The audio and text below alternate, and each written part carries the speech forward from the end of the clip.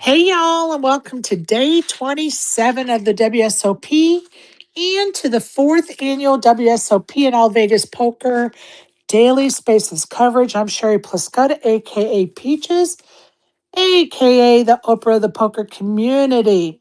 Welcome, welcome, welcome, and happy Father's Day if that applies to you. Hope you're going to have a great day with your kids if they live near you. If not, hopefully they're going to call you today. And if not, today's a good day to mend those bridges if those bridges are a little broke at this time. Um, definitely a day to reflect and make things all right. Please be reminded that we will always try to give the most updated and accurate information possible, but we are human and the information is always fluid in the poker world. Sorry. So please make sure to double check any information we provide to ensure yourself the best experience possible. And please correct us when we're wrong. We want to get it right. Thank you. Don't forget to subscribe to my YouTube channel at Sherry Pluskota 9212, where you can find the recordings of my past spaces and interviews. And yesterday I realized that somehow my IT guy put Scotty Wynn's interviews, the first and second interview, he put the first interview for both of them. So we're going to try to get that out today, corrected. The second interview, for those that were around back then when I did it, the second interview is when he goes into the story about leaving Vietnam with his brother. It's a very tantalizing, to say the least, story. So we want to get that up on my YouTube channel. I'll probably post it on my socials as well because it's just an error I just realized happened. And that was back in August of 2024, that interview, but it is still relevant today. And I really just kind of stumbled upon it. But anyway, we could talk about that later. Many thanks to Sean McCormick and Craig Larson for hosting our seventh official Spaces meetup game at the Bellagio, June 26th. It is a cash game that's going to start at 2 p.m. and pizza will be provided by those great folks at the Bellagio. It's actually very good pizza. I was a little surprised because, sometimes, you know, casino food's not always the greatest when it's kind of on the fly. So it's actually very good pizza. So we'll look forward to that. And of course, we have all kind of attendance prizes. And if you wear red and white and blue, you'll be in the drawing for that Nutcracker I put a picture of this morning. So we have attendance prizes. I'll kind of splash the pot prizes that very generous people have donated so we can have some fun with those items. The Quilt for Charity fundraiser is going on. Of course, we'll give that quilt away next Saturday at the WSOP. We'll do a live drawing and I will record it on a space so that everybody can, um, you know, be watching for their number to be drawn. Of course, the list of numbers will be posted several hours before the drawing. Again, logistically, I don't know how all that's going to work. So the time of the drawing on Saturday is going to be flexible at this point.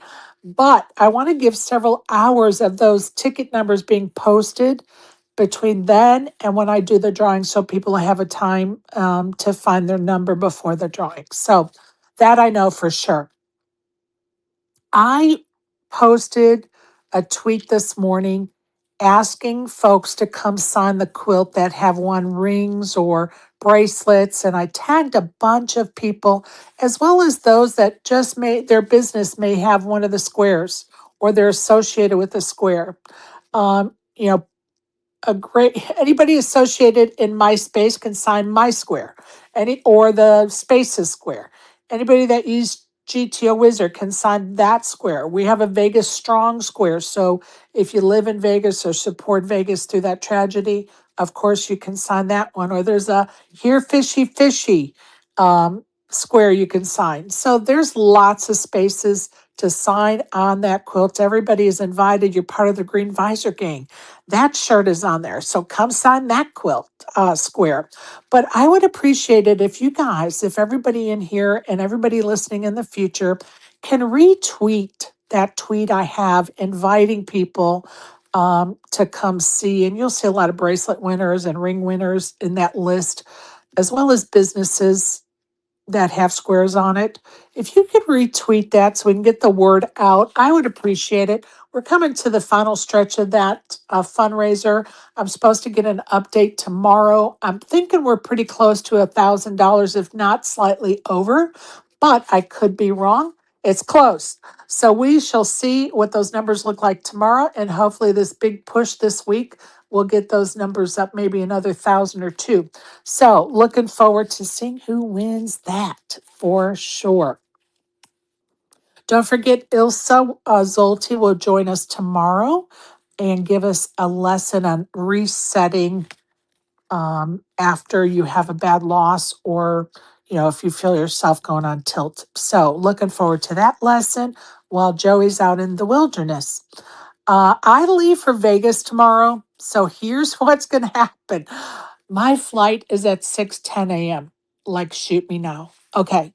So I'm supposed to be in Vegas by like 8 in the morning, which of course I don't have my room. I don't know how early they'll let me in. I typically can get it around 12 or 1 o'clock. But what I may do is just go find a nice quiet corner, if that's even possible at the WSOP, and do my live feed from somewhere. So it's going to be on the fly. And, fingers crossed there's no delays with my flight, although I have a 4-hour bumper between when I'm supposed to land and when my show goes on. So, yeah. Oh, no, I don't. No, I don't. I just made that up. I just made that up. I land at 8 o'clock Vegas time and the show is 9 o'clock. Yeah, I'm blonde for a reason, even though it's a bottle. The show starts at 9 o'clock Vegas time. So, yeah, I'll probably be sitting in the airport at a gate somewhere with Wi-Fi doing the show tomorrow morning, and that's okay. Well, let's just hope I'm not delayed, and if I am, then we'll just start it after I get off the plane and find a spot. Oh my God, I just realized that. Hi, yay. Yes, I'm too busy for my own good, you guys. Yes, I am. Holy smokes. Okay, this too shall pass. Ladies' events start this week, started yesterday. Congrats to Fatima, and I'm going to spell her last name Nanji. She took down the ladies' event over at the Orleans for 23,000. So they had a great turnout. And Amanda Baker came in second for 14 grand. So that's exciting. And there's all kind of ladies events this week. Today is at the Golden Nugget at 11 a.m. So good luck to Maureen and the rest of the ladies. That'll start that $300 buy-in tournament, 25K guarantee at 11 o'clock at the Golden Nugget. I'm going to read a few more of them. Over at the Venetian on the 24th is an 11:10 a.m. start of their $800 150K guarantee ladies event. On the 23rd is the ladies warm-up event. It's a $150 buy-in. It starts at 6 p.m. at the WSOP. And what's tricky about that is you're not going to see it anywhere. You just have to know it takes place. And you go to the cage and sign up for the ladies warm-up event on 6/23. It gets a little tricky. Okay, and then of course the ladies event at the WSOP, $1,000 buy-in starts on the 25th of June. And we will cover some more of those dates and times for ladies event as the week goes on. Hey, Exec Deck, how are you? I'm doing good. Happy Sunday. Happy Father's Day to everybody out there in Twitter X world. How you doing today, Sherry? I'm a little crazy, but at least I have one suitcase packed already this morning. So feeling a little better about that. And happy Father's Day to you. Thanks. Good. So just a few more suitcases to go. Two more. Two Two more. more. All Two more. right. Good. You travel light compared to my wife, so that's great. Yeah. What's so funny is I traveled with less going to Europe last year than I'm traveling to Vegas. But in my defense, one whole big suitcase is the stuff for the meetup game. So normally I wouldn't have all of this. So there you go. Here we are. Right. Vegas, it's 110, but it's Oh, like 60 in the casinos sometimes. So yeah, you got to pack like you're going somewhere crazy. well, and I looked at what I laid out, and I think I have like 6 pairs of slacks, and I've never, maybe even 7. I don't think I've ever taken that many pairs of slacks somewhere, let alone Vegas before in my life. But I have so many different things going on that I'm like, well, sort of like need a different outfit for that. And I need a different, like, it's not casual anymore, like just some jeans and shirts and blouses. I actually have to have like some particular outfits picked out. So a little more complicated this time, but it's okay. I'm a little tired today. The brain isn't working too well, but it's okay. Well, Eh, good. Looking forward to seeing you out there, and Me safe travels. me too. Me too. I can't wait till Friday. It's going to be a fun week for sure. Hey, ASG, how are you? All right. I don't know if you're a dad. I've never asked you, so I know this is putting you on the spot. But I want to wish you a happy Father's Day if you are. No, no, Okay. yeah, No no. problem. No problem. I'm like, I don't know if I was thinking to myself a minute ago, I'm like, I don't know if ASG, and there's quite a few in here that I don't know if they're fathers. So if I don't wish you a happy Father's Day, it's just because I don't know. And like, do you ask? Like, I asked you because we've been doing this so long. And I'm like, I don't think I've ever asked them. So anyway, you having a good day? Yeah. I went to bed last night. I woke up and the PLO stream was still streaming. I had to turn it off.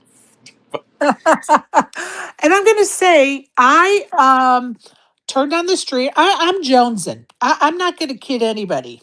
I am absolutely jonesing for some WSOP live coverage. I just am. Every year by this time, I've already watched tens of hours. I'm not gonna say hundreds, but I've probably watched 40 hours at least of live feed time by this time. Every WSOP or some type of coverage, even if it's the replays, right? Don't have time right now to go to the replays, so I'm trying to catch it while it's live. And unfortunately, I'm on the East Coast. By the time they get that going, I'm like ready for bed and I'm so exhausted. Last night I did, and that's probably why I'm so tired today. I did stay up. I'm like, I'm gonna watch this live feed. I am jonesing for the live feed. And I'm gonna tell you what, it was absolutely delightful. Nobody in the booth was insulting the audience. And I don't even, I don't play mixed games. So there's a lot I don't understand about games and the streets and the this and the terminologies they're using. I'm like, what the hell does that mean? But you know what? I enjoyed every minute of that broadcast, and half the time I didn't know what the hell they were talking about. But I was learning. They were also, saying some stuff that was like picking up as I went, right? So kudos to Ali, and it was Alex Livingston, and then of course the sideline reporter Jeff Platt. All three did a fabulous job. So kudos to them and the WSOP. It was a great live feed yesterday. Hopefully Maria will get in a booth with those guys, and we'll be able to enjoy her company again as well. So Yeah, last year I played for a some period of time with Livingston at my PLO table, and he was very nice.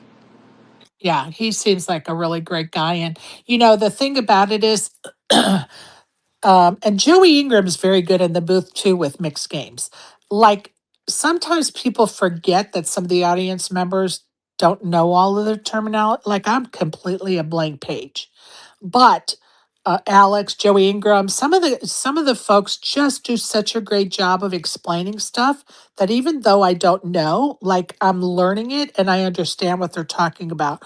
Where some of them do it, and I'm like, I'm lost. Like I'm not gaining nothing from this situation, and I'm lost. But they were doing a great job last night. I truly appreciated their efforts and.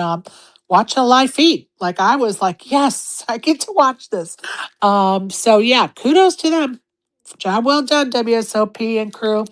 Job well done. All right, I'm going to turn it over to you, Joey. He's abandoning us and leaving us, and now we can all cry till he comes back on Tuesday. But he does have a better offer. I'm just going to say Colette in the wilderness is definitely a better offer than Welcome and happy Father's Day. I know you're a dad, and I appreciate you. And I'm going to turn it over to Joey Gargiulo for our daily lesson. Thank you, sir. Thank you, Sherry, and happy Father's Day to all the other fathers out there. Uh, and I hope your children reach out to you. It's like as we get older, it's like sometimes it's like hit or miss if they remember. It It's is what so it is. true. It's so true. So today we're going to talk about how in poker results can lie, and I have a ton of knowledge about this because back when I was writing the first 5 episodes of the Poker Gods series, I did a lot of interviews with a lot of different superstars in this sport of ours. And I got to see poker with a different perspective. So I'm going to read from the 30-Day Poker Coach, but then I'm really going to reflect deeper. And so here it is. Poker is one of the few games where bad decisions can get rewarded and great decisions can get punished. That makes it a very dangerous teacher for anyone who judges themselves only by outcomes. A terrible call can suck out and make a player feel brilliant. A great shove can get snapped and lose. A river bluff can fail even though it was strategically sound. A butchered hand can win because the deck felt generous. If you let results decide whether the play was good, poker will confuse you for years. This is outcome thinking, and it is poison. Weak players look at what happened and then rewrite the whole hand based on the outcome. If the move worked, they think it was smart. If it failed, they think it was wrong. That leads to terrible learning because now luck is doing the coaching. Strong players judge process. They ask what the ranges were, what the stack sizes were, what the player type was, whether the line made sense, whether the sizing fit the purpose, and whether their own emotional state was clean during the decision. Those questions tell the truth better than the river card does. This mindset is also emotionally stabilizing. If every loss means you are bad, your confidence becomes fragile. If every win means you are a genius, your ego becomes inflated. Both create a warped relationship with the game. Stable players let results inform them without letting results define them. One of the best review habits you can develop is analyzing a hand as if you do not know how it ended. Strip the results away. What was the real quality of the decision at the moment it had to be made? That is the standard. Poker is unfair in the short term. That is not a bug. It is part of the design. Over time, though, process leaves a trail. Results may lie for a while. They cannot lie forever. Now, on a micro level, the results that happen hand for hand, especially when a player is having a sun run, they just make the player, if you're not careful, they can make the player believe that they are like the best poker player in the world. Meanwhile, it's not them, it's the seat, right? Like anybody sitting in that seat would have the same exact run. But if we aren't careful and we're not paying attention to the decisions that we're making, right, that led to the results, then the results can lie. Now, on a macro level, sun runs can last a year. And I was once told by a very wise elderly person in this arena that over the course of any poker player's career, every poker player is going to have that year, their sun run year. And some have more than 1 year, but Everybody is bound to have at least one sun run year. Now, the danger that we see all the time is when that sun run year happens very early in a poker player's career. And they're put in the spotlight by the other players, by the media, and their ego, whether they like it or not, because they're so new in the arena, their ego just, unless they're really, really grounded, their ego tends to be very inflated when this happens, and they believe that they are much better than they really are. And then they spend a good chunk of their career, if not the rest of their life, chasing those same exact results, not realizing that it wasn't their decisions, that it was just a sun run. And we've discussed this before about like Head of Mob, for instance. I mean, Head of Mob is only showing gross earnings, right? It's not showing net earnings. So those that can afford to shoot tons of bullets can buy a decent head of mob, can't they? So, but yet we are in an industry where people are measured by their head of mob, by their lifetime earnings, and how it's so skewed that once again the results can lie. Just because somebody has millions and millions of dollars on their head of mob does not mean they're even a profitable player.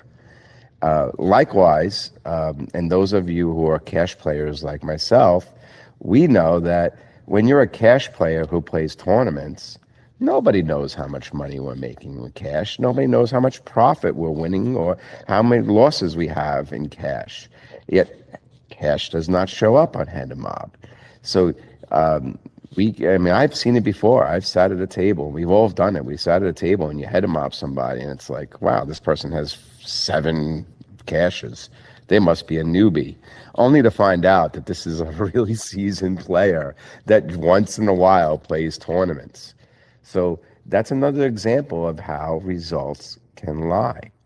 But getting back to the sun run thing, it's an issue. It's a big issue with players who don't analyze the decisions that were made to get to the results.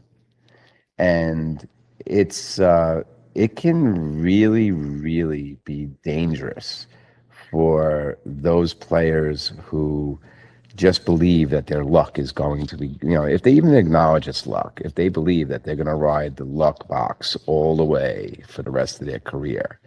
And I've heard some really bad horror stories about players that have just gone dead broke and to the point where they didn't know if they could ever come back. And there's some even sadder stories about players that are not with us anymore because they couldn't recover. I mean, that's how dangerous it is. It's poker is cruel that way. And when we're dealing with numbers, we're dealing with anomalies in the numbers. They can really, really confuse one's perspective on whether they're good or bad. Because the definition of good in any sport is the ability to repeat on demand. Let me say that again. It's one thing to be able to have good results, but if you can repeat those good results on demand, then you're onto something. But if it's just you can't repeat it no matter how hard you try on demand, well, then go back and look at the decisions that you're making. Because all success really is a string of making the best decisions over and over and over again. And with that being said, Colette and I made a decision. We're getting away from this the freaking craziness of poker for a couple of days, and we're heading up to Zion to the mountains, and just to Love get it. some Zen. Love Yes. it. And can you repeat the results? Well, Calvin Anderson can, he won his second bracelet this summer, what in a week's time or so. Um taking down that horse tournament and in that heads up battle with Josh Arieh. I mean, he took it home in 413 and he won the Raz tournament last week and wow. Talk about being able to repeat results. Right? I mean, that's just that's a sign of excellence. That's a sign of talent. That's a sign of good decision making and a cumulative effect of continuously making good decisions. And it's not easy. It really is not. No, it isn't. What are you going to teach us Wednesday when you get back? Let's see. Wednesday is the 24th. Does that make sense? Yep. Right? Okay. Uh, avoid revenge poker. I love it. I love it. You see All right. that a lot. I love it. Yeah. Okay. So yesterday you went to the autism fundraiser, and I know Chad Holloway won it. So congrats to him, and tell us about that function, would you? Yeah, it was so much fun. So my good buddy Alan Glatz, he is part of a few different organizations, but this one is for families for effective autism treatment, and it's it's a local group that raises money to give assistance to families with autistic children, and they have all sorts of programs, and the families that receive the services do not have to pay a single dime for those services. Nice. And for, I believe it's been like 7 or 8 years in a row now, during WSOP time, they run a costume themed charity event. Last night was Grease event. And so everybody was dressed up and they're pink ladies and the T-birds, and Oh, there's a there's a DJ, and everybody's bopping their heads to music, and you could request songs, and very turbo-y, starts out 10-minute levels, and then maybe later on it was 15-minute levels, and all sorts of really cool add-ons and stuff like that. And right. it's just, Chad said that this was the funnest night of the entire summer. And Oh, that's I'll tell awesome. you, that man is working his ass off. Yeah, I he mean, is. in between hands, he's getting out of his seat because you remember WSOP is still going on. He's got Right. all of his young reporters running around everywhere. So he's like literally texting and on his phone. And I was just so happy for him because he had a sun run. And he admits it. From the moment cards were in the air, he could do no wrong. Like the universe rewarded him for all the Good hard for work he's been him. doing. Yeah, and it was just Yay. so cool. It really, really was. And when you go to these events, you never know who you're rubbing shoulders with. And Right. right? And there were a lot of the crowd was from the charity series of poker. Right. But then there were others, in the community. But, it's talking about making like soulful connections. And yeah, it was Awesome. just a magical night, a magical night. I just loved it. It was Very so awesome. cool. Very, very cool. All right, you guys, let me remind everybody I have a tweet out there about the quilt and wanting folks to come autograph it. If you could retweet it, I would appreciate that. I'm going to say that a couple times if I remember to. Also, the WPA is going to have their raffle this week, and you can pick up tickets at the booth. $25 for one ticket, $100 for five.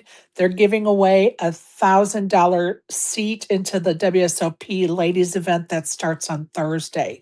So, a little fun story about that. Back in 2019, I think it was, Maureen and I were somewhere. Oh, I know. I think we were at the Nugget at a tournament or the Venetian. And she asked me to get her a ticket or get her five tickets. I don't even remember if I bought her one or five tickets because she wasn't going to be able to go by the deadline to get the tickets. And I was going wherever they were selling them at the time. I don't even remember. And I was like, yeah, I'll pick it up. And so then that at the warm up event that night is when they do the drawing for the seat. That's how they did it back then. And sure enough, she won the seat. So she's like, you are always buying my ticket every year. So she got to play in that event on a raffle ticket, which is very cool. So get your WPA raffle ticket at the booth either Wednesday or Thursday. And you can also say hello because I'll be at the booth too with the quilt garnering signatures. So come sign it, come get your raffle tickets. Should be fun time. There's so much going on. Brandon, you said you had some questions or something. tried to send you a microphone. So if you want to request, go ahead and request, buddy. Now's the time. All right, some winners around town. The win, Donovan Dean won the $1,100 buy-in, 250K guarantee, and took home 51,000. And over at the Venetian, Bruno Firth took down event number 59, the $1,100 PLO tournament for 45K. And over at the Nugget, David Ziegler took down the $500 buy-in Omaha tournament. So congrats to those winners around town. Hey, Brandon. Hey, how's it going? Good. How are you, bud? Good. I didn't. You answered my questions that I had. I didn't have any questions, but Okay. What yeah. day do you guys arrive? We'll be there Thursday night Nice. around Okay. 9 ish. All right. Very good. Very good. Have a safe travels. You too. Thank you. Thank you. I keep hitting myself over the head like, why did you book that flight that early? Why? And I'll tell you why. It's a nonstop. That's why. Because now Southwest doesn't offer very many nonstops to Vegas from Atlanta anymore. They've changed the schedule. You used to be able to get some throughout the whole day, but now some days there's only one nonstop. So I know that's why I did it, but oh my God, I have to leave the house by 3:45 in the morning. Yeah. Sherry, that's always me going back. Like if I Oh, fly to Vegas, if I book yes. anything before like noon on the way back, I'm just hungover as shit. Like why are you doing this to yourself again? You Oh, know better than such this. a Why just book a 6 p.m. Like what are you doing, man? It's such a nightmare. But if I can get in my room by 1 o'clock, I can take a couple-hour nap. And hopefully that's also going to help me with the time change. So I'm trying to keep it positive. So here we are. Yeah, I heard that most of the chains are taking away. Like you used to check in was at 4, and even if you want to check in at 3:45, they're trying to charge you. But a lot of the chains are trying to get people in early now for no charge. I don't know if it's going to work out for you, but just that's what I heard. Well, I'm just going to let you in on a little secret. My status will get me some things that maybe some others don't get. There you go. Good, good. Just a little secret there, but we'll see. I mean, I don't depend on that or count on it either. All I could do is try. So, yeah. But now I'll be doing my show from the airport. So by the time I get from the airport to the hotel, they might have a room ready for me, which is hilarious that I just figured that out right now. If not, you know what I do when I get there and they don't have a room? I just put my bags at the bell desk and go Oh, play yeah. slots or casino. Gamble, gamble. Yeah. Well, I actually would love to play some cash, but I know I'll be too tired and I try not to play on a day that I fly in or drive into a tournament or to a casino. So, but we'll see. Maybe we'll do a slot run or something. And for those that don't know, I will be doing a slot pool when I'm in Vegas next week or this coming week. So I think we have about 7 or 8 right now. So if anybody's interested, just DM me and I'll let you know the details for sure for a slot pool. ASG, you have anything you'd like to bring up, buddy? What about go ahead. Oh no, I just thought it was interesting.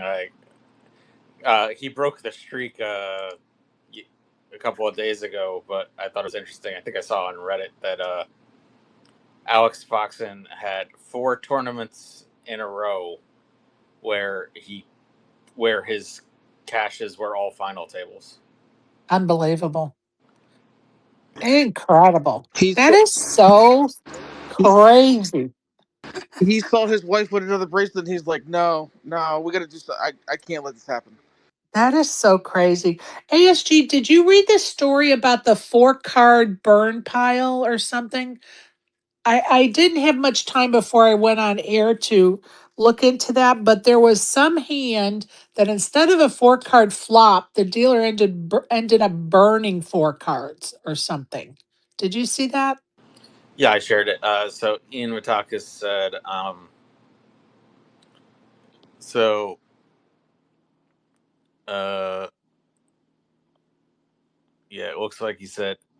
So basically, the board comes out, and then someone notices that there's 4 burns instead of 3, and the floor comes over and is like, "Well, too late because we don't." Too much action. Yeah, well, I mean, like they got it all in pre, and they're thinking it was maybe on the flop, but they're saying because they didn't notice until the river that, like, yeah, basically the hand has come to completion. Wow. Wow. Maybe we should start betting the number 4 when we're in Vegas since we have 4-card flops, 4-card burn piles. Yeah, I didn't have any time to look into that. I just saw, I guess you said you put it in the chat. And I was like, wait, did I read that right? 4 cards in the burn pile. So I wonder if there's a rule about that. If we catch it in Oh, I time. see now. It says that there was an exposed card during the deal, and it accidentally just ended up in the burn pile instead of on top of the deck. So then they burned again for the flop, and then Oh. burn river. So that's how they ended up with 4 cards in the burn Oh. pile. Ay, ay, ay. They're making it so complicated. Just deal correctly. This is so complicated to keep up with. Oh, so yeah. Yeah, that's unfortunate. Wow. Any comments, Joey?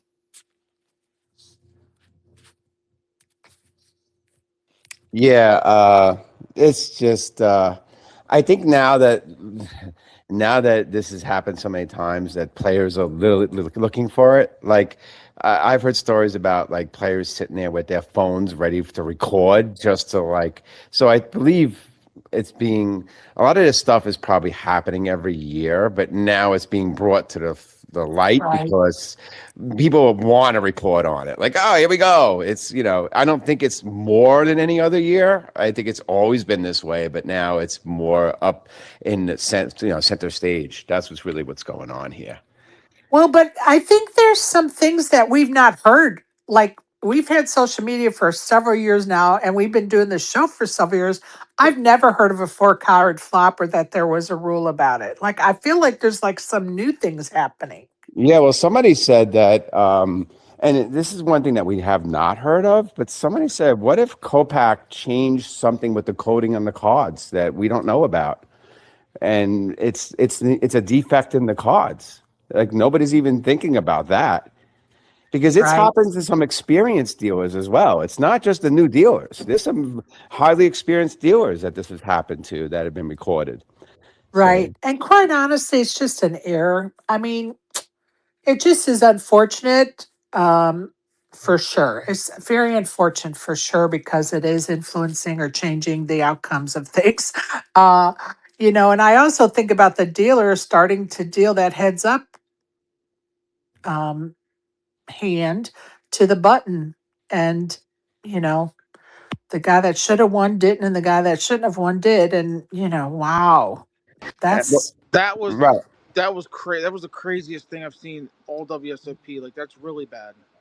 and that was $250,000 difference between winning and coming in second place. So that was a very costly error, unfortunately. Uh, Yeah, I yeah, don't know. But I think people also though need to realize though that, like, random is random. It's kind of, it's not the same thing as like when they say, "Oh, you took my card in blackjack," but like it's still, it could have just as easily helped you as hurt you. Like it's still a random card that came out with it. There's nothing about it that like intentionally made it so like eights versus ace king was getting all in regardless who had the eights and who had the ace king. That is a good point. It didn't really matter what hand, which person had which hand. It was all the money was going in. well, it does matter because the person that had ace king should have been the guy that didn't have the ace king. So it does matter. It didn't matter as far as the action is concerned, but it matters as far as the outcome. Well, there, that goes to Joey's lesson of the day about being results oriented. Yeah, Very well, in true. this case, because if it's a mistake, yes, it's not the player that's being result oriented. It's the fact that there was a mistake made that changed the results. I mean, that is a $250,000 mistake, and it's very unfortunate, for sure. And it was just an error. I mean, we all make errors 1,000 times a day. I mean, I do. It's just unfortunate that it was a $250,000 error for sure. In a way, I'm glad it happened because it brings awareness now to anybody who's ever going to play heads up ever again. People will True. look for this now. Because I mean, I don't know about you, but I can't tell you how many times I've been heads up, and there's always confusion about who's the small blind, who's the big blind, because everything flips heads up. So there's always like the first heads up hand is always that confusion when especially when you're around an inexperienced Right. table, right? Players, dealers. So, and I didn't really realize it until I first, did a couple of heads up, and I was like, "Oh, wait a minute!" And now I'm aware. So it brought And it awareness to does everybody. it does get confusing. It absolutely does get confusing. And how many times you're in heads up and then everybody's like, wait, did the button move? Oh, wait, did you move the button? Oh, did the button move? I mean, so many times I've played heads up and people even get confused on whether or not the button is moved because it's going quickly in a lot of cases when it's in heads up. Sometimes it goes quickly and everybody's trying to keep up, but mistakes happen. I'm not mad at the dealer for the mistake because it was an honest mistake. It's just a shame. Like it's just a shame, for sure. Barry, I need oh, go ahead, Brandon. Real big flex by both of you guys, Sherry and Joey. How many times you've played heads up? Oh shit, Real big flex. I'm just kidding. that's fun. That's And, funny. and I usually yeah, and I just wanted to throw in there. It was a 4-1 chip lead, so whoever won that, if the person who was all in won that hand, it would have been even in chips. So nobody knows how that tournament would have ended otherwise. Okay, True. It's not fair like it point. would have. Fair point. Fair point. Right. Fair point for sure. Barry, I need a thumbs up if you can co-host the Spaces meetup game Space. Thumbs up, thumbs down. Thumbs up, thumbs down if you can co-host the meetup game Space, buddy. That's for Barry. Uh-oh, did he fall asleep? Uh-oh. Appreciate you, bud. Appreciate you. For those that don't know, and I'm going to try to remember to say this a couple of times this week, so you guys help me to remind everybody. But my idea for that space, when we're at the meetup game, we keep a space running the entire time live from the meetup game. If you're at the meetup game, I want you to go into that space and tell the people in that space what's going on at your table. If there's a big hand, if you just won one of the splash the pot items, if exec deck kicked my ass and took all my chips, if Brandon got his ass kicked by me, we want you to go in that space and interrupt Barry and the other people that are in it. Know that we're going to interrupt and know more times than not we can't hear a word they're saying in the space because it's loud where we are, and because of what I'm doing, I can't have an earpiece in. And I typically have my phone sitting somewhere charging at the same time the space is live on my phone because the space burns so much charge. Okay. So typically I can't hear. And when I go in, I go, I'm sorry, you guys, for interrupting. And I can't hear you, but here's what's going on. And I just blurt out what's going on. And they're so patient and they're awesome. And it's really a nice way for people around the world to kind of feel like they're there when they're not. And it has been very successful in the past. People love it because they do get a feel for what's going on with us when we're there, and they hang out with us in spaces all the time. And they may not be able to come to a meetup game, but they can kind of be there through that space.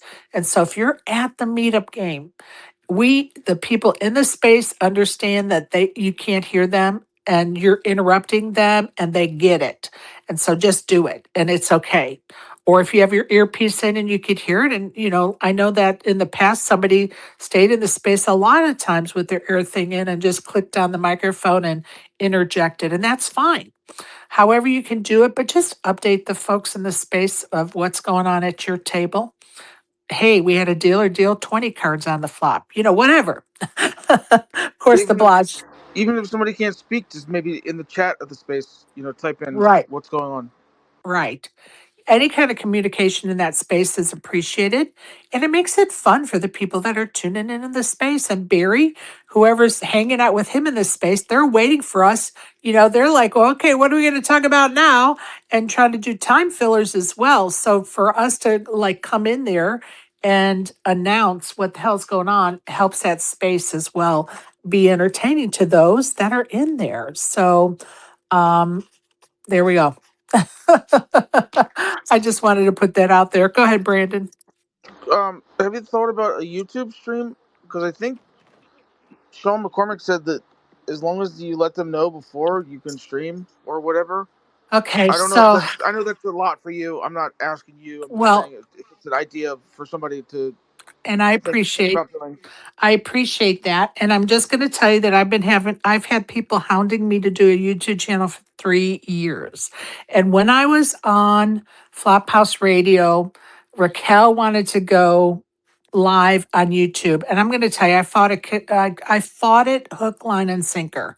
Like, I just loved what we were doing on the radio. Like, I didn't want to have to prepare a studio, get special equipment, blah, blah, blah, blah, blah. Now, that being said, over the last 3 years, people have talked to me about doing it with my spaces. And will I get to that point? I'm not going to say no right now. 3 years ago, if you asked me that, I would have said absolutely not. Forget about it. But if I did a space live with YouTube, then it would cut out a lot of me with this IT guy trying to get shit uploaded to YouTube. So it could make my life a little simpler as far as the IT stuff is concerned once I get it all set up. So I'm not going to ever say no to that, but right now I don't have time or energy to figure out how to even flip and do all that. And I'm moving to another state, and guess what? I just can't. I can't even. I can't tackle that right now. I just can't. I just can't. I have no energy left. Yeah, I'm the biggest dummy when it comes to tech. I was just talking about the meetup game. Uh, Maybe Yeah, set and up set up a phone and have a stream of some sort. yeah, But I'm not the one. I'm sure somebody is a lot smarter at tech than me and you. yeah. That And that I'm going to maybe say can't that figure that out. I would not want that at this meetup game. Okay. Okay. And I say that for many reasons, but more. Oh yes, yes, yes. I know why. People may not want their faces on. Yep. Well, Yep. and Yep. that's part Got it. of it, but it's really, I don't like to do things last minute, and trying to do that between now and Friday to me is last minute. And that to me is never going to produce a good product. And so I would never tackle that last minute. So that's where we're at with that.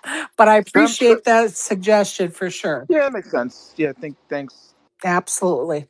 Um, I normally would get Isaac up here really quickly, but since that jerk took me out of the tournament last night, he's just going to wait another minute.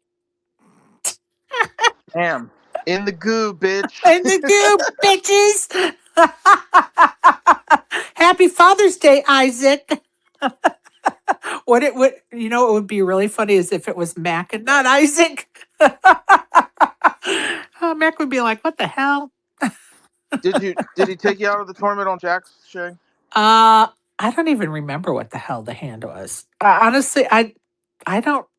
Yeah, I don't even know. I don't even know. I think he hit a straight or trips or I don't even know. I'd have to go back and look. What's up, asshole? I mean, Isaac, what's up, buddy? Happy Father's Day.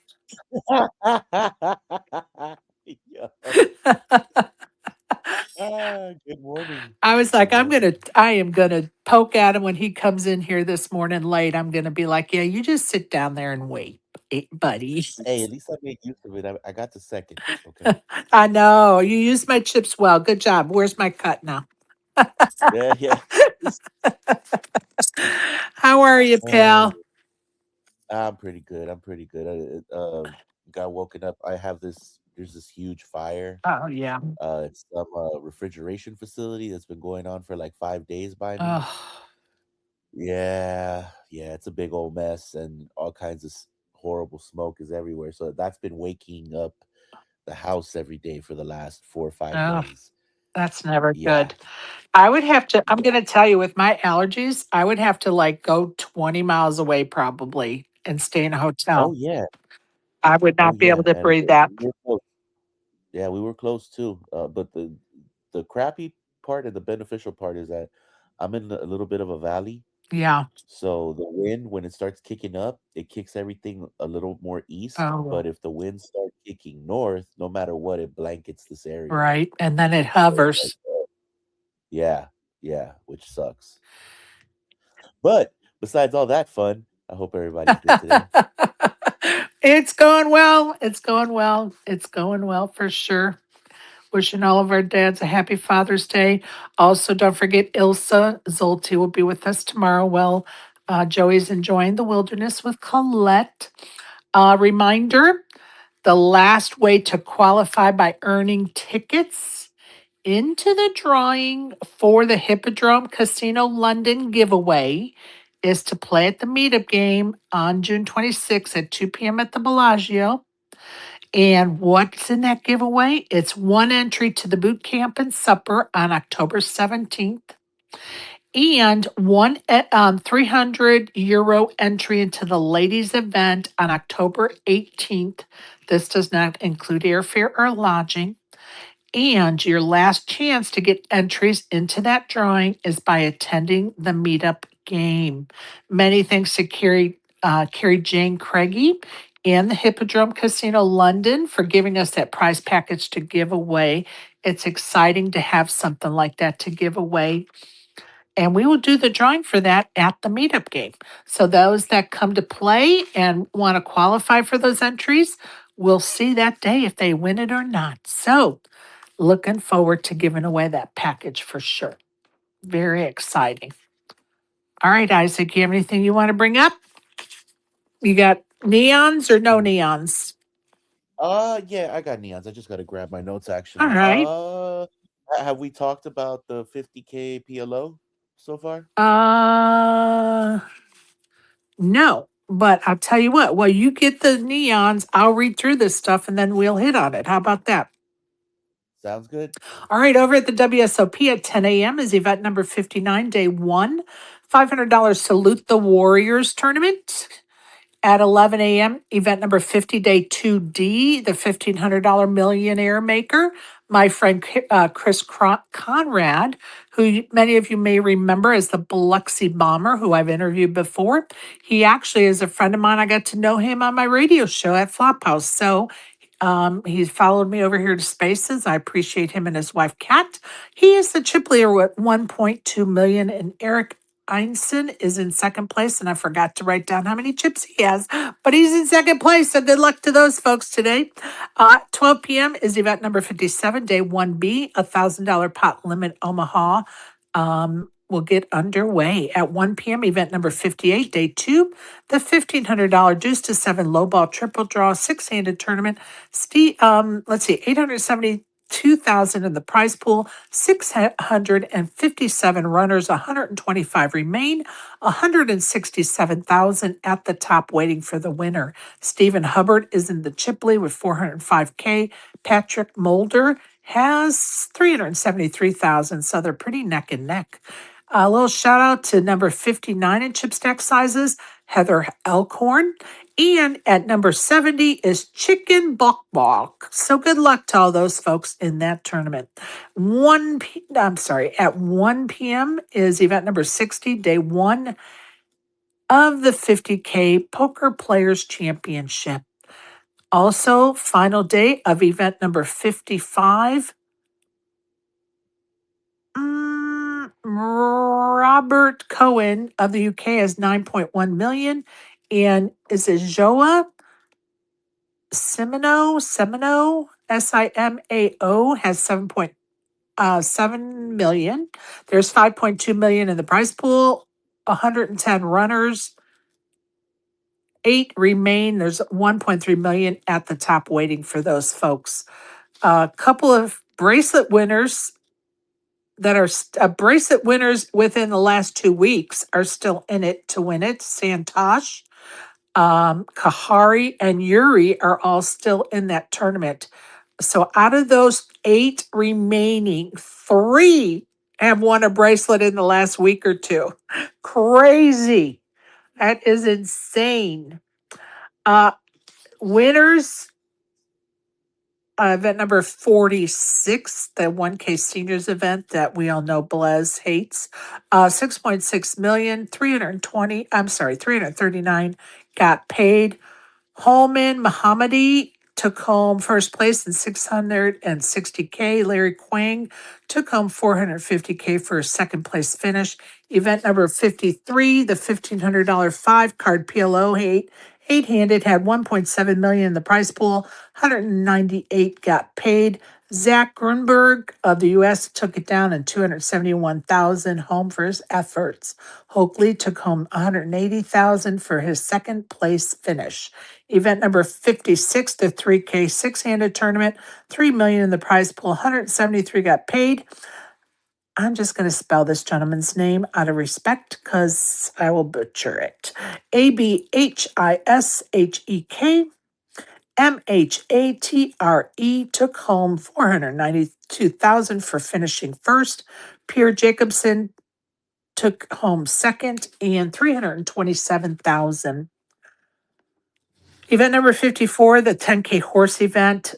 2-time bracelet winner Calvin and Anderson won that horse event for 413,000. Josh Aryeh came in second. Robert Mizraki came in fifth, and Yoon came in 11th in that tournament. Go ahead, Isaac. What'd you want to bring up, buddy?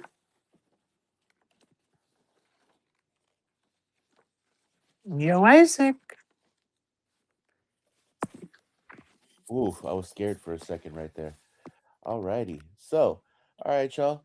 Today's episode of the Neon Archive is about the Tropicana, the Tiffany of the Strip. Every era of Las Vegas had a casino that represented luxury. The Flamingo brought the glamour, the Sands brought the celebrities, the Bellagio brought elegance. But before all of them, there was a property many considered to be the most beautiful casino in Las Vegas, the Tropicana. For decades, the Tropicana wasn't a casino, it was a place where Las Vegas learned how to be classy. The Tropicana opened in 1957 and immediately stood apart from its competitors. Most casinos at the time were focused on gambling. The Tropicana focused on atmosphere, palm trees, tropical landscaping, luxury accommodations, beautiful showrooms. The property was designed to feel like a tropical paradise in the middle of the Nevada desert. It was unlike the Flamingo, but most visitors had never experienced something like what the Tropicana was offering in terms of environment. Almost immediately, it became one of the crown jewels of the strip. And you already know, no old Vegas story is complete without organized crime. The Tropicana's construction became one of the most infamous examples of mob involvement in Las Vegas history. One of the figures connected to the project was Frank Costello, a powerful East Coast mob boss who had, you know, been kind of connected to a lot of gambling operations back then.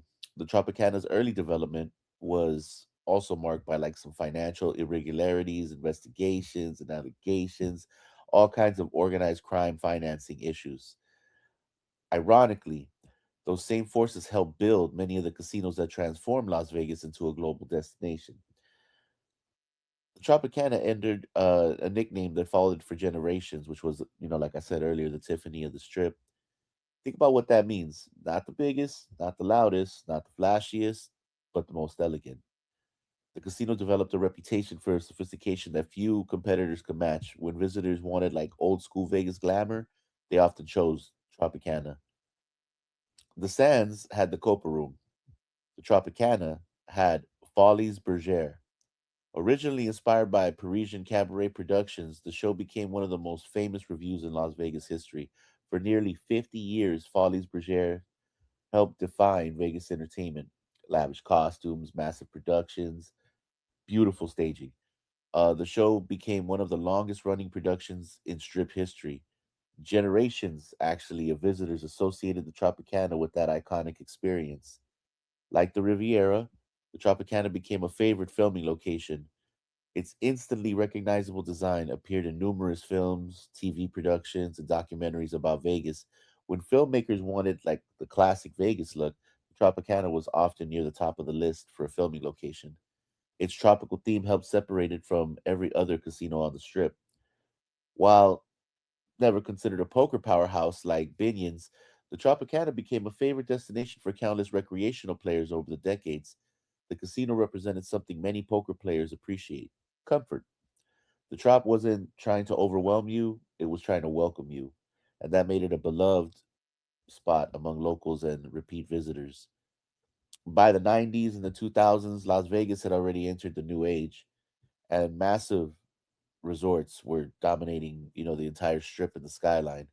Properties were becoming larger, more expensive than ever before. The Tropicana remained respected, but it increasingly found itself competing against resorts that had billions invested in them. Vegas was changing, and once again, older properties had to adapt or risk becoming memories. For years, many people assumed the Tropicana would survive forever. It was one of the most recognizable names in Vegas history, one of the last true links to classic Las Vegas. Yet even icons eventually face reality. In 24, the Tropicana finally closed, and that was after nearly 67 years on the strip. The property was later demolished, ending one of the longest chapters in Las Vegas history. For many longtime Vegas visitors, the loss felt personal. A piece of old Vegas had disappeared. And that's the Tropicana, y'all. I'm sorry. I went to go tell. Hold on, hold on, hold.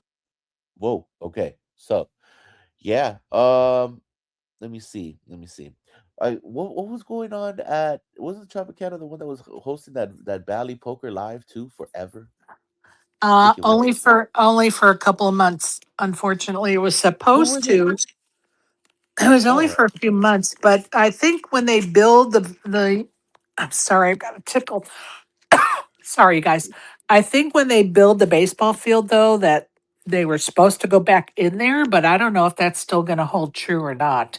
I'm going to let Joey go and then ASG, and then you had some comments about the 50K or something, Isaac. Go ahead, Joey. Yeah, I just want to thank you, Sherry, because I just wanted to sign off and once again wish everybody happy Father's Day and shout out to all the ladies because it is Ladies Week in Vegas. Let's not forget that.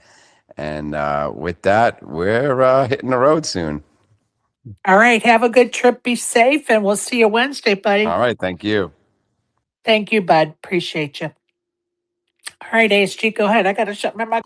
Okay, so yeah, I might have misheard what you said, but yeah, with Calvin Anderson, it was his second bracelet in 3 days for his second bracelet this year, but this was his seventh bracelet. Right. I was just talking about in the last week that he has two. I didn't mention how many he had overall, so I appreciate you giving us that information. Can you imagine? Second one in 3 days. Hello. Where is he at on the player of the year? I didn't even look that up this morning. All right, Isaac. I don't know what's wrong with now I got the freaking hiccups. Go ahead, Isaac. oh, no worries, no worries, no worries. No, no, no. I mean, I was just saying because I was like watching it last night. It was interesting watching Kun and Negranu go out pretty much like right before each other. Um, yeah, a lot of people be talking shit on Dnegs this year. That kind of sucks. Um, uh, he looked like he was having fun, and honestly, like people don't talk enough in poker games anymore. I get it, right? Solver era, all that cool shit. Yeah. Yeah. But like honestly, I miss when people talk and can actually conversate and play the goddamn game. Like And that I was don't the, just want like to see people with a sweater in their face all the time, you And know? that's the attraction to watching a live feed is the table talk. I don't want to hear the announcers. I want to hear 90% table talk, 10% announcers, right? So yeah, go Please. ahead, exec deck. Go ahead, buddy. Thanks. I totally agree with that. I appreciate, definitely want to hear what's going on at the table more than, I mean, the commentary is good and entertaining, but, yeah, I agree with that. And then a comment about Dnegs. I just want to see what you guys thought about it. I've been watching his vlog and everything, and he is going in there just so guns blazing and looking to just fire off several bullets no matter what the buy-in is. And I feel like he's just does not taking it seriously enough. I mean, I don't know. Interesting. He's so good, maybe he doesn't have to, but that strategy of like, it doesn't matter what the entry is. I want to double or triple up right off the bat, no matter what. And goes along with your thoughts about how many rebuys there should be, or if any, or limits or Right. whatever. It just, I don't know. I don't think it gives him a really good shot of doing well. Yeah, his mindset. Interesting. Go ahead, Brandon.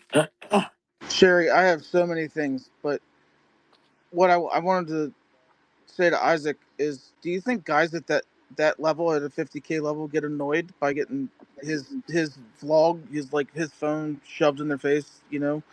I don't I don't I think mean, people at a lower level. I don't know. Does that annoy people? Is that why Dnegs is getting a lot of hate? I'm not sure. nah. What I notice, especially like the chats, right? Like the chats that go on during the live streams is where I see a lot of this, right? And over the last few days, I've seen a lot of polarizing figures. And one thing I'm noticing is just maybe it's a turn in a generation this year that you're not aware of, but you can tell that a lot of people now who aren't from the era where people talk at a table and things like that, they just they're socially awkward, I guess. So they get pissed. But also at the 50K level, a lot of those dudes also play in regular games and stuff like that. Not every one of those 50K players is Look, so we're nice. not going to make excuses Like for these people. there's Come no levels. on. There's no levels for that. Like I think personally, um, there's just a lot of jerks, online. There's just a lot of trolls, and now poker is in that to where the trolls are all up in poker. But you don't think that he Mhm. brings it on himself when he sticks up for somebody that got busted live coaching someone at a final table? He sticks up for the guy doing wrong instead of the people that are doing right. Like in his eyes, oh, it's not such a big deal because it's this person. Well, the guy was cheating. It is a big deal. It doesn't matter who the person is. And Who there's no degree to what cheating is worse than what. It's all cheating. Like, I think he brings on some of the criticism himself with some of his takes. You're like, more rake is better. Go ahead, Oh ASG. yeah, more rake is better. I remember that. well one thing though, first off, I didn't even know about that whole coaching whoever he was backing thing. But my point is that I think D Nags is burning through stuff and doing what he's doing because he's not chasing the money, he's chasing the hardware. There's Agree. guys that are already surpassing him in the last couple of years in bracelets, and I'm sure for a guy like Dnegs, who's competitive in spirit, that shit gets to his ego. Well, and Probably I like, what the agree hell? totally with that. But for me, I was just referencing the comments that you spoke about that, people are making comments to him in the chat. Yeah, because he's bringing some of that on himself. Go ahead, ASG. In my opinion. Yeah, In my opinion. yeah, and also like in terms of no limit, like I mean, I'm just gonna say the game has passed him by. Like especially in no limit, he doesn't really study. He cares more about being like a public ambassador than he does about being like the best no limit hold'em player. He did win like a PP, the horse championship a few years ago, but outside of that, you look at his results every summer, and he's like, I'm down almost $1 million. Like, he's just not the talent he used to be because now everybody studies and learns how to play optimally and that kind of thing. So like, yeah, you don't see him on the POY race or really winning a ton of bracelets at similar to Helmuth, where they're just going more off of name recognition these days. Points well made. Go ahead, Isaac. Anything? No, no, no. I mean, I don't disagree with that. I think if you look at last 2, 3 years, this dude is on every podcast all of a sudden. And I mean, what to me, once you start doing certain things, right, it kind of shows that you're not trying to be that guy anymore. I don't think Negrano's been trying to be that guy for some time, but I feel like because of his name, he, like I said, he's chasing hardware. Let's see what happens over time, but it sucks, right? ASG made a good point right there, though, to where Negrano does talk a lot of shit on Helmuth, right? For Right. like not studying and doing all of that. And funny enough, I remember Negrano had Berkey as a coach for a bit, but I don't see Negrano playing like that since the last He had poker. MGA for a coach on GTO last year, the year before, 2 years ago, I Who? think. Who did he MJ. have? Oh yeah. Oh shit. Yeah. See what I'm Yeah. saying? Like, yeah. I don't know, but he looks a little kooky too. I mean, we don't know what it's like to be Daniel Negreanu, right? But it's like he'll burn through 1 million. That's okay with that dude. He's got 50 some million, right? Right. Well, So and I'm just going to say some food for thought. Well, for two things. One, just because Helmuth doesn't advertise he doesn't study or does study doesn't mean he is or isn't. So we don't know if he's studying or not. Um, and wow, am two, I reading his books? but two, well, and look, I don't disagree. And two, um, we have to think about Dnegs, I think, a little bit differently the last probably 5 years, I would say. Yeah. He is more on the investor mode of poker than he is on the player mode of poker, in my opinion. There's no doubt, and I have no proof of this, but there's no doubt in my mind, this is my opinion, that he is not, I think he's part owner of GG Poker, which means now he's part owner of HCL, which means he's now part owner of the WSOP.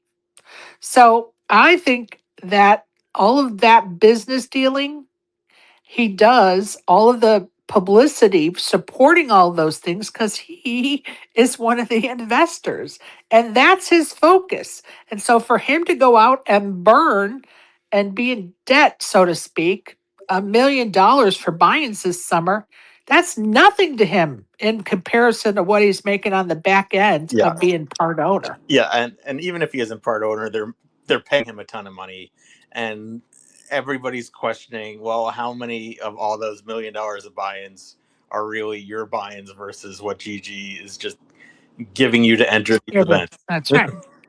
Right, and paying you for your name. And the reason why that's my opinion is through the last few years, he's been directly involved through his opinions, through his social media, him giving his opinions on social media. He's been involved with some major decisions by those companies.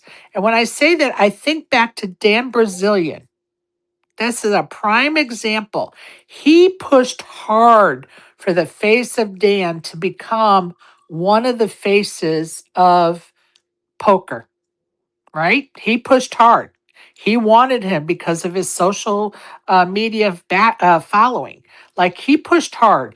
And not just every player has the pull to get a damn Brazilian a job like that. And so right then when all that was going on, I was like, man, he must be an investor because his word carries a lot of weight. And and that's not normal for hiring practices and some of the decisions we see being made. You have to be a pretty good investor, in my opinion. You have to be a pretty big part or investor in a company to be able to have that much input. And so back then is when I started thinking, oh, he must be an investor in this GG and, poker. and at least go with this. People, give their opinion about rules or whatever or this and that, and they at him all the time, and not Yeah. once did he go, "What are you adding me for?" Yep. Yeah. Yep. You know, And so that's just my opinion. I feel like he's an investor, and that's why he's so. I mean, like, why don't other big name players go on their social media and argue a rule or argue, for somebody that got busted cheating. I mean, I think he argues it because it's in part of his investment. He wants it to succeed. So we got to be able to, you know, figure out a way to control the narrative and move on from it. So anyway, that's my 2 cents. For what it's worth, 2 cents, people. No, that's pretty valid though, because there's something that's always struck me when I first saw his blog. Right, he Right. always would mention, "Oh yeah, I don't edit this stuff. I send it off to Korea." Oh, And I I've was like, never heard "So him say he sends it off to Korea. Interesting. yeah, yeah." I think it was the second season of him doing it. He mentioned it Interesting. because I guess someone had asked it, and I was like, "You send it off to Korea?" And then I right away I was like, "Is GG Poker editing your shit?" I Interesting. could, I could totally see it. So yeah, I hear you. He probably is low key, high key, an investor. I could totally see that with Negreanu for Yeah. sure. And if you think about his social media, how he promotes, what he promotes, and how he goes about it, if you really think about it, you could be like, oh yeah. I mean, he's got the name to do all those things, and if he's an investor, it's the motivation. So go ahead, Brandon. And if money ever becomes a problem, he could just, if he sells at 1.0 on poker stick, like he could do how many bullets in each tournament, and people would buy that shit immediately. So Well, that's another thing. Like money is never going to be a problem for him. right. His name, of course, brings the investors for sure. Go ahead, ASG. So yeah, I just wanted to completely change topics since it Sure. was asked. The top 10 in the player of the year right now. Number one, Alex Foxen. Number two, Nick Schulman. Number three, Sean Deeb. Four, Josh Aryeh. Five, Justin Liberto. Six, Naoya Kahara. Seven, Calvin Anderson. Eight, Dennis Weiss. Nine, I'll just say Bikuni. And 10, Marco Johnson. He's 7 after winning 2 bracelets. Yeah, I mean, I don't think he's played.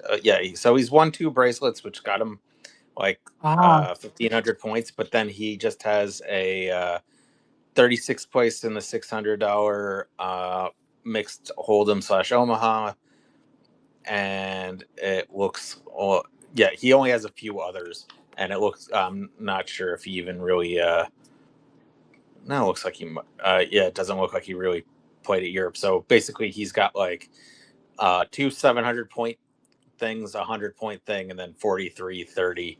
So he's got a lot of room to grow, let's say, as opposed to Alex Foxen. We talked about all his final tables. He has 1,000 points for his bracelet, 429 points, 400 points, 325, 314. Like, still making like a bunch of final tables with a bracelet is going to be worth more than 2 bracelets. Wow. Wow. Now I'm really going to show my ignorance here. ASG, you said he didn't play in Europe. I was under the impression that Player of the Year was just for the summer, like just No, for. this year started that player of the year was Europe at the beginning of the year, then the World Series this summer, and then Paradise in December. All of that will count for player of the year. Oh, geez, see, I'm stupid because I No, thought it they was just just for changed the it. WS. I thought it was just for the They WSOP. It literally just changed it this they year. just changed it. It was that. It was Oh, that. okay, so just this year they changed. Okay, good. Now I don't feel as stupid at least. And also related to that, player of the year now will win the top three actual spots win $100,000 Paradise package, and the top 15 spots win a 30K super main event package. Uh, 16 through 50 will win a 5K package where one random draw gets the 30K package, and 51st through 100th will get a 2.5K championship ticket where 6 players at random get the 5K package instead. So they definitely upped the prizes and made it all year. It was like a whole thing. Okay, perfect. Thank you for that update. Changing gears yet again, I'm going to read something Preston McEwen uh, acquaintance of mine. You guys know I interviewed him last year. You guys got to know him. Um, he is a crusher. He has won several circuit rings. I'm sorry, I don't remember the exact amount of rings, but it's many, maybe 8, 10. I'm sorry, I don't remember. But I want to read a Facebook post that he wrote a few days ago. It's a little bit lengthy, but you will understand why I'm going to read it. And he wrote this 2 days ago. Sit down at a $200 nightly, and a guy asks the table to settle an argument he had with a friend. Says, me and some friends was having a nice dinner and we had leftovers at the end. Nobody wanted to take them. A very famous poker player overheard and came over and asked if he could take them. We all thought it was weird, besides one of my friends says, isn't that weird? Everyone at the table agrees with him besides me and the other guy, thinking maybe this guy comes from humble beginnings and can't stand for food to go to waste. I'm just going to stop right there and ask you guys if you can name the player that was Alan Alan Kessler. asking for those leftovers. Okay. He says Alan Kessler. Anybody else? And if you saw the post, please just tell me you saw the post. I want you guys to be answering just from your knowledge base. God damn it, Brandon! You had to say Kessler. That was going to be my answer. I love it. As soon as she started the story, as soon as she said that, I swear to God, immediately, Alan Kessler has to be. Oh man, Really I'm think gonna about it throw. for a minute. You're going to be like, holy shit, when I say the name. You're going to be like, yeah, that makes sense. I'm gonna throw a shot in the dark, and I'm gonna say Jason Kuhn. No, Scotty Wynn. Oh, geez, really? Wow. Whoa. Okay, for those that don't know Scotty Wynn's story, and again, when I get the interview posted, uploaded when I'm done with this, I will post it on my Twitter feed so you can listen to the second interview I did with him, part 2, when he talks about his mom during the Vietnam War. His mom paid a coyote. What's a coyote? Somebody to smuggle her kids out of the country to safety. Okay, Vietnam War is going on. His mom pays somebody to take her 2 young boys on a boat to a better place, a better life, to escape the Vietnam War. He was 14 and his brother was younger. I don't remember, maybe 11. I don't remember for sure. Scotty was 14 at the time, and his brother got sick, and it was supposed to be like a 2 or 3 day trip, and 2 weeks later they're still afloat in the ocean somewhere, out of water, out of food, and they're starting to think about cannibal what is it, cannibalization, becoming cannibals. Cannibalism. Yeah, cannibalism, thank you. um and so his brother gets sick, and at some point the whoever several people approached Scotty and said, look, your brother's not going to make it, but we're going to let you decide if we eat him or dump him overboard. Scotty was 14 years old at the time, and Scotty said, no, he's going to be fine, he's going to be fine, he's not going to die. And Scotty nursed his brother back to life. And I'm going to leave it there. So it doesn't surprise me that it was Scotty, because Scotty does have an appreciation for not wasting food, for appreciating what you have in life, and appreciating even what others have in life. He has a unique filter, a unique look at life and the big picture of the world. And so it doesn't surprise me at all. And I say to you guys, if you see Scotty, maybe offer to take him for a meal. Maybe take a gift card with you, so if you see him, you can hand him a gift card. And I say that not because of his financial situation. I don't know what his financial situation is. It's none of my business. My point is, though, if this Scotty will appreciate the gesture. Why? Because he sees the big picture in life. So that's my 2 cents on that. And I did want to share it. I did want to share it because I think it, on this Father's Day, we really do need to look at the little things in life that really matter. And taking care of each other is one of those things. So that's where we all become one. Um, Queen Bee, I sent you a microphone. I don't know if you wanted to come up or if that was an error or not, but you're more than welcome to join the panel for sure. We welcome everybody. Matt, how are you, buddy? You've been sitting there waiting, enjoying. Hello there, Sherry. Good to talk to you. Fascinating discussion there, and that I didn't know about Scotty. That was unbelievable. Well, and I'll tell you, when we were doing that interview, we were all in tears because none of us knew the backstory. None of it. Well, Rick did. Rick's one of his best friends, and he was my co-host that night. One of my co-hosts. Rick, excuse me, of course knew the backstory, but none of us did. And literally, we were crying because we were like, "Holy shit!" And I honestly, I can tell you, as a host, I was like, "What do I say now?" Like, where am I? Like, what do you say to this story? Like, it was so incredible. And to hear him tell the story, it just it was a special moment of an interview. I'm just going to tell you. And I'm so upset that it's not been on my YouTube channel this whole time and we just caught it. So we're going to get that corrected and I will post it. So anybody that wants to listen to it, they can, for sure. Go ahead, Brandon. I'm going to try to bring up Queen Bee. Go ahead, Brandon. Okay, so Barry sent me a tweet from Jesse Seagull.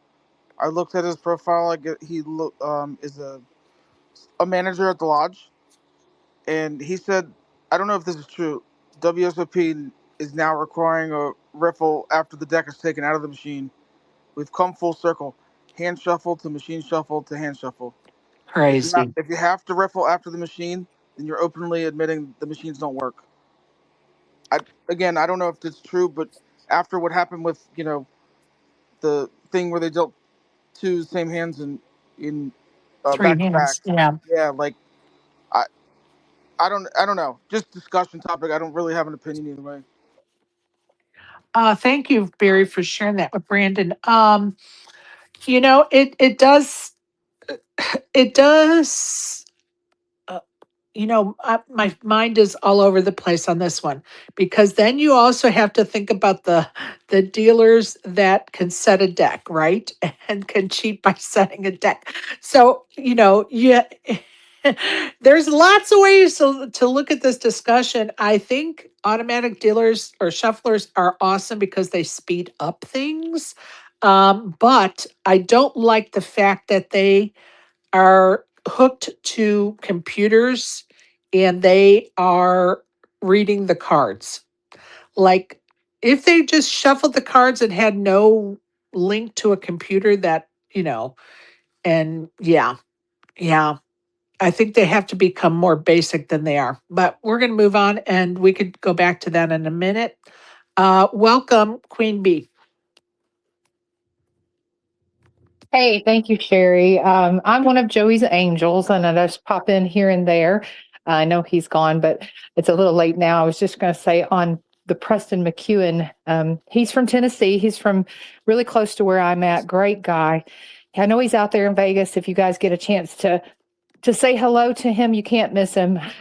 He's about 6'3" and has long black curly hair, and he kind of looks like Jesus. In fact, he goes by Flapjack Jesus, but he has 10 rings now as of early May. He's very prolific in the Run Good series down here in Southeast. Right. I've interviewed him before and he's been in our spaces before. I appreciate you let me know the ring count because I certainly can't keep up with everybody's ring counts as hard as much as I would love to. I just talk about too many people and I hate to get it wrong. So I appreciate you giving us that lowdown and the number 10. I hope he gets his bracelet this summer. Nothing would make me happier than to see that kid win a bracelet this summer. He's a super great guy. Super great guy. If you ever get to meet him, just a nice, down to earth person. Yeah, for sure. I've played with him before. He's fantastic. And you're right. Go up to him, shake his hand. He's a great guy and he loves to talk to people and meet new people. So don't be shy, folks. Don't be shy. Preston's definitely approachable and he'll even talk poker with you. So don't miss the opportunity. Uh, Tell me your first name, Queen. It's Brandy. Brandy. Are you in Vegas, going to Vegas? What have already been to Vegas this summer? What are you doing? Not this year. It's on the bucket list. We didn't get in it this year, but definitely Okay. have a lot of friends out there rooting for them. So Awesome. Awesome. Well, nothing better than a plan for next year, Brandy. yeah, I've already got the dates looking at next year, so it's definitely on the bucket list. Awesome. I'm happy to hear that. Hopefully our paths will cross. Hopefully. Hopefully. All right, Matt, go ahead, buddy. Oh, sorry. Yes, sorry. I was just going to ask. I was just reading. I remember the first day of the WSOP. I don't know if you saw, and I'm just wondering what everybody thinks of this. Is the player Joao Sigueira? I hope I said that right. He was a Brazilian poker player, and he was disqualified and banned from this year's WSOP for attempting to smoke a cigarette at the table and trying to place tournament chips in his pocket. Did you hear anything about that? Yeah, we talked about it. I want to say it was yesterday we talked about it. He looked sort of like Cool Hand Luke. Was that Robert Redford? I don't even remember who played Cool Hand Luke. But anyway, he's, trying to be really suave and debonair at the poker table with this lit cigarette. And of course, the floor and security are trying to get him to put it out. And, alcohol may or may not have been involved. And he did put it out. Did you see the video, Matt? I did indeed, and I couldn't believe it. I thought, am I seeing? Has this guy just smoked himself out, quite literally? Yeah, and he had a pretty good stack. And then he put chips in his pockets, so they were searching his pockets, and which I have an issue with. But yeah, it was not a good look. So I wonder if he got banned permanently or just disqualified from that tournament, and he can come back and play, or if he's on suspension or what. I don't know what the long term punishment is, if there is any. If I hear anything, sorry, I'll definitely give you a shout, or I'll send you a link. In fact, actually, on that basis, what's your view and everybody's view? And I don't know if you spoke about it on Spaces, so if you repeat yourself, I apologise. But what about people eating at the table? Well, I have never had a problem with people eating at the table. I have a problem with what they choose to eat at the table. So if you're at the poker table and you're eating wings, yeah, not good. Not Wings. appropriate. Not Thank you, yeah, Sherry. not That is appropriate. my pet, Yeah. my biggest pet Yeah, peeve. not appropriate. If you're eating a salad, it's okay because it's in a bowl and you're using a fork and, it's okay. But if you're trying to eat, chicken wings and you're touching the wings and then you're touching the cards, yeah, that's a no bueno for me. The And then you're eating a wing and your hand comes and you're like licking the sauce off your fingers and then looking Yeah. at your hand like, ugh. Okay, so for me, I have no problem with people eating at the table as long as they're, like when I try to order something like cheese sticks. Because guess what? We're at the table 10, 12, 15 hours. You got to have food. You don't want people passing out. So you have to, be able to have food and snacks and whatever, but we have to be smart about it. So my favorite thing is to order cheese sticks because I can pick up a cheese stick with a napkin, dip it in my sauce, and take a bite. And guess what? I am keeping good hygiene at the table, right? With that food. I'm not touching my food with my hands. I'm not touching my cards after I touch food. So, if you could order something like that, cheese sticks, or I don't even know what else, but you guys get the point. Yeah, I have no problem with people eating at the table. I mean, yeah. It's part of it. Anybody else have any comments on it? Yeah. Go ahead, AC. Okay. So, in terms of top craziest eating at the table, has Martin overtaken Phil Hellmuth?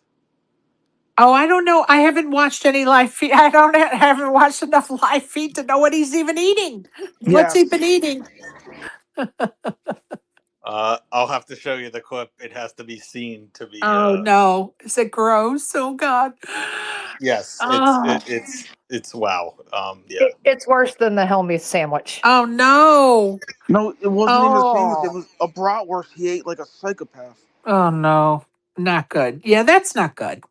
I mean, you have to also think that people don't want to look at you eat at that either. I mean, like there has to be some couth involved with eating at the table. Like you don't have to like eat what your neighbor thinks you should eat, but you should just be, cognizant that you are at a table with poker players and they don't want to see all that nonsense. Just eat nice things and do it nicely. Exec deck, go ahead, buddy.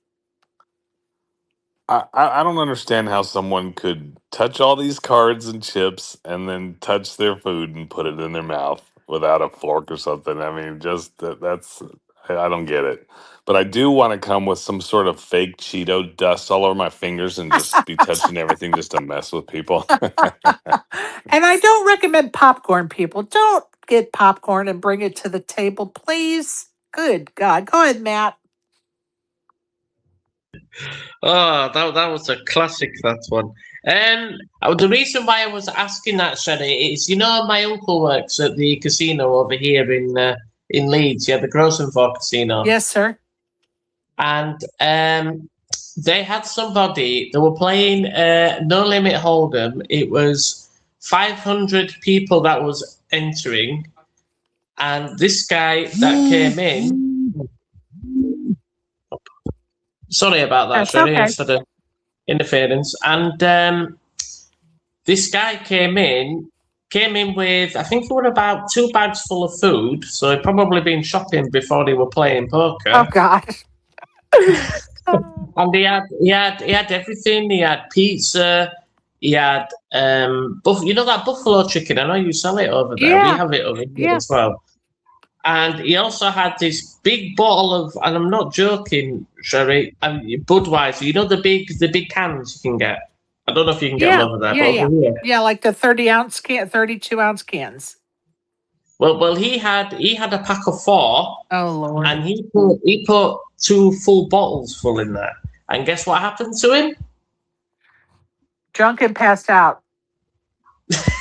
He was drunk and he was swearing at people, and they escorted him out of the casino.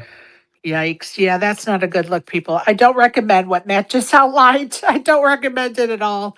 Do you guys at the casinos there, do you guys charge for alcoholic drinks or are they free on the house, Matt?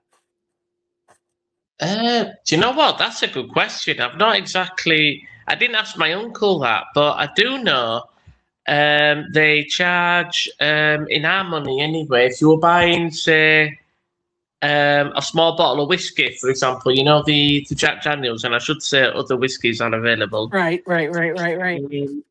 Just for impartiality, just in case this gets out. And they're about £15. Our money probably about $7 or $8 your side of the thing. Okay. All right. Isaac, you have anything else you want to bring up, buddy? Uh-oh, did we lose him? Isaac, you there, bud?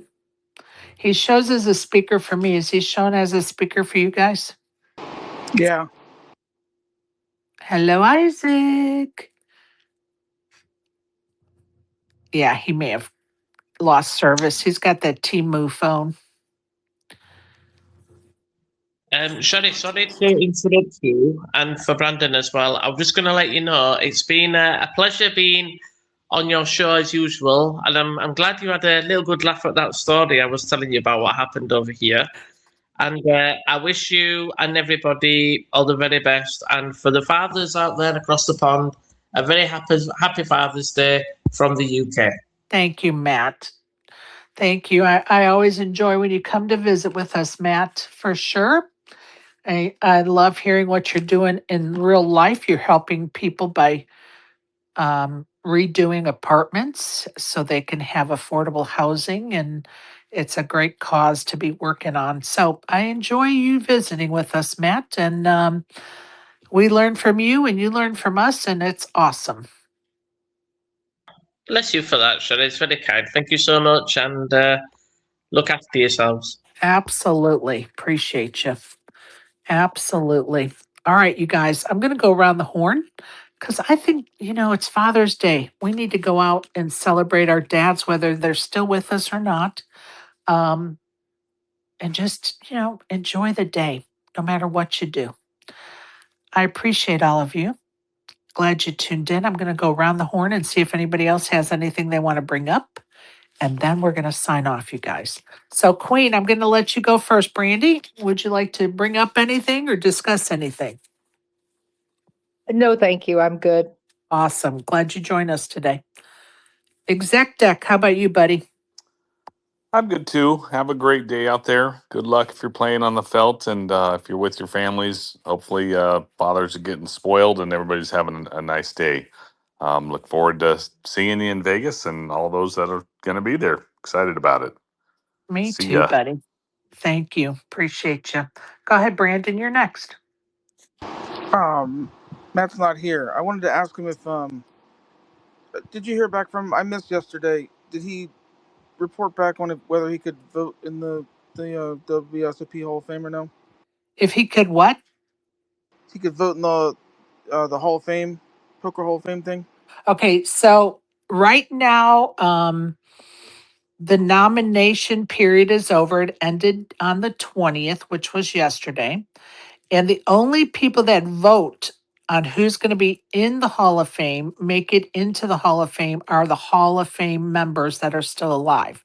So there are 33 people that will vote from the nominations that have been submitted. What they do is they take all of the nominations, and whoever's been, nominated the most times, they take the top 8 of those nominations, and then the Hall of Famers vote on those 8 on who's going to make it into the Hall of Fame.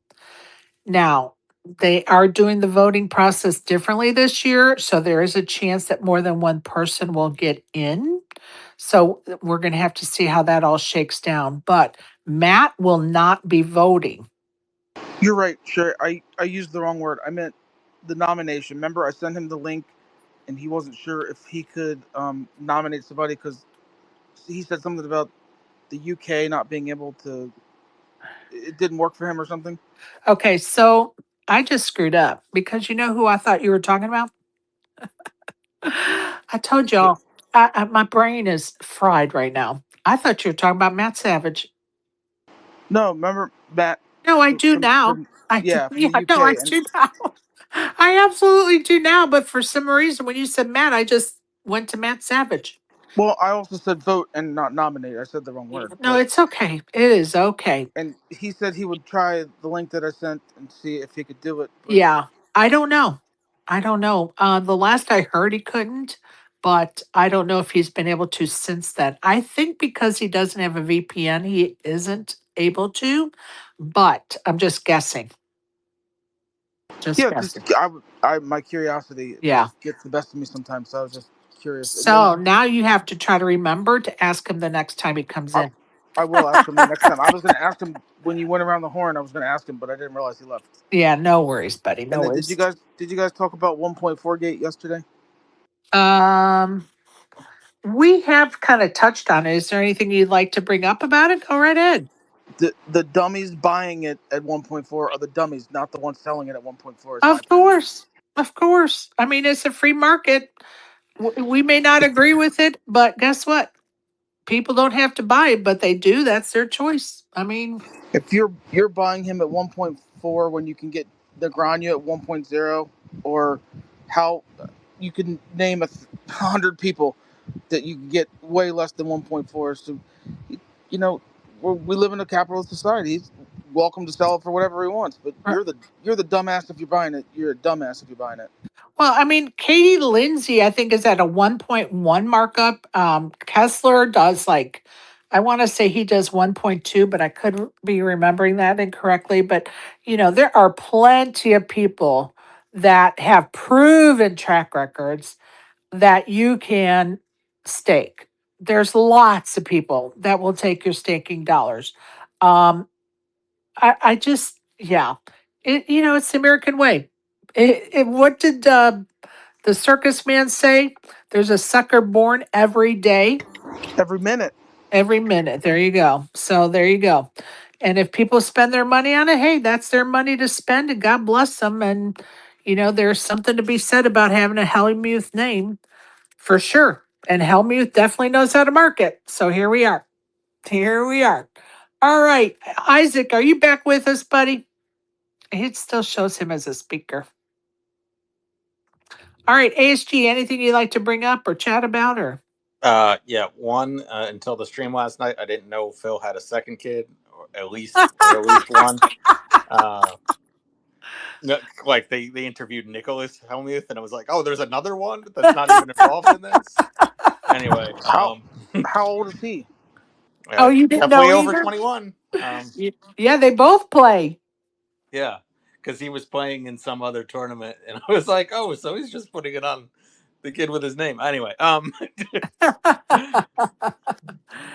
there are some people that are saying that you wonder if how sometimes there are family businesses and the dads so badly want the child to follow in their footsteps that they groom them their whole lives, and the kids like really don't want to be part of the business, don't want anything to do with it, and it isn't until they're an adult and maybe even 3 or 4 years into it before they have the guts or the gumption to stand up and say, no, I'm not doing what you want me to do, I want to do what I want to do with my life. Some people are saying that Phil Jr. kind of fits into that, does he really want this, or is he doing it because his dad wants it? And, I have no opinion because I certainly don't know them I was well. about to say I'm not there to comment. Yeah, So yeah. yeah, But some people are alluding to that, and I don't yeah, think that's necessarily fair either. yeah, I agree. But So, ASG makes a good point. He always tweets about the third, Phil the third, Phil the third. I've never seen him tweet about his other son. I didn't know he had another one. And so it also makes me question whether anybody buying that 1.4 thinks they're getting Phil. Anyway,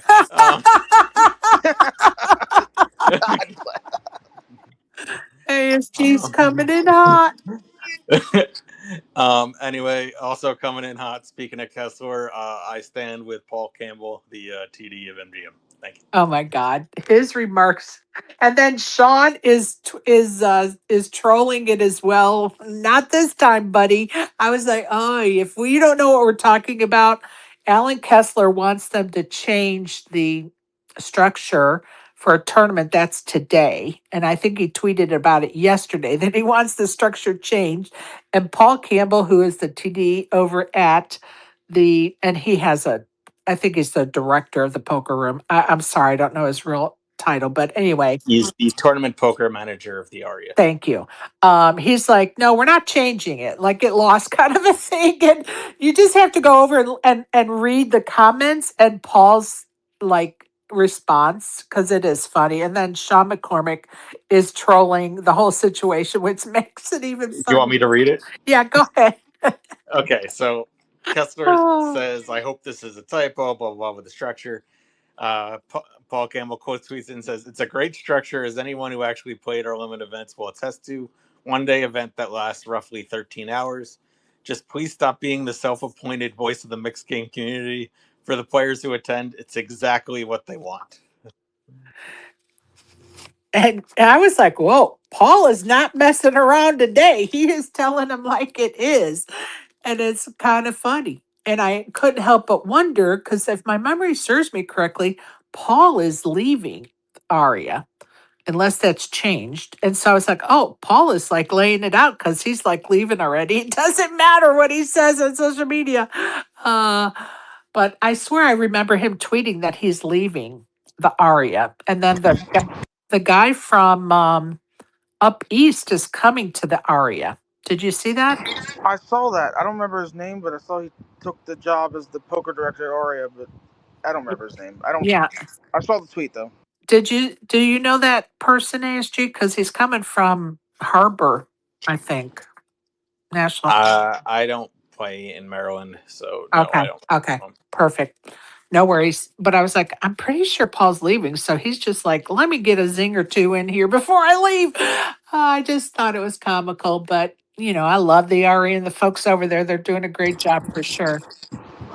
Who is Kessler to try to change the structure of an entire event the day before? Like, that guy is just sometimes comes in a little bit hot, man. Okay. But to Kessler's credit, he is trying to help, first of all. And second of all, they've allowed it to happen. They've done it because of his comments before. So you can't create it and then be mad at it, in my opinion. You're right. They did create a whole chainsaw mixed event series for him. So, you're right. And And if the changes go for better for the players, then yeah, you're right. and he But does have the best interest in mind, right? So yes, um and I certainly don't know mixed games, so I have no comment on whether his suggestion in this case is good or not. Because honestly, I have no clue. I know nothing about it, so I have no Okay, opinion. well, I will say what this suggestion was about changing the limits. So basically, the tournament director of the ARIA made it clear. So he was saying, so sorry, Kessler was saying, oh, it's only 30K starting stacks and 400, 800 limit uh, limits, and the response is basically like that for a 1 day tournament, if you do what Kessler wants, it'll make the tournament last longer, and people don't want to play until 5 a.m. Is Ah, what like basically he's saying is that, or the tournament director is saying is that Kessler always goes for these long structures because he thinks that people want the most of their dollar, and the TD is responding, no, they really don't want these tournaments to go that late. And previously, people like Ari Anglo have responded that the longer a tournament runs, the actually more it hurts the Rex because that makes it so you have to be like the longer a tournament runs, the better a player has to be to win typically. Like, it's the same thing with depth. So he thinks so he's so yeah, Ari Angle approaches it from a rec perspective of being able to win, and then this tournament director is approaching it from the length of the tournament itself. But yeah, so it really got depends it. on what you want out of your tournament. And so they're basically saying it would favor Alan Kessler if those changes were made. It would benefit Ari Angle. And Ari Whether Angle and Ari. yeah, right, I mean, exactly. any of them. I mean, any of them. I shouldn't just single Alan out, but okay. Allen needs to get his ass over to the WSOP and win a god dang bracelet. That's what he needs to do. I'm I telling. was about to say, and that's the funniest part about this is, or not the funny, what up there, and the funniest part about this is during WSOP series, Kessler practically plays nothing. Like Right. it very rare for him to go to another casino to play. Who knows if he would have played at this event, if he's still planning on playing in this event, etc. Right. Right. I just want to remind everybody if you could retweet that quilt tweet I posted earlier today asking for a whole list of people to come sign the quilt. Just trying to get it out there this week is kind of like my final push for donations and to get signatures on the quilt. If you could retweet that retweet that tweet about the quilt, I sure would appreciate it and appreciate you as always, folks. All right, I'm out of here. I got to pack. I got to pack because 4 a.m. is, or actually 3 a.m. is going to be awful early in the morning. Thanks, Sherry. Appreciate it. Thank you. Appreciate everybody that showed up to listen. If you're listening at a future time, I appreciate you as well. Have a great afternoon. Again, if you're not talking to your dad because you guys are mad at each other, pick up the phone and call your dad. For God's sakes, nothing in life is so important that you shouldn't be talking to your dad. That's plain and simple. If you're dad, happy Father's Day. If you're not, happy day. Much love, people. Appreciate y'all. Have a great day. you get a chip and you get a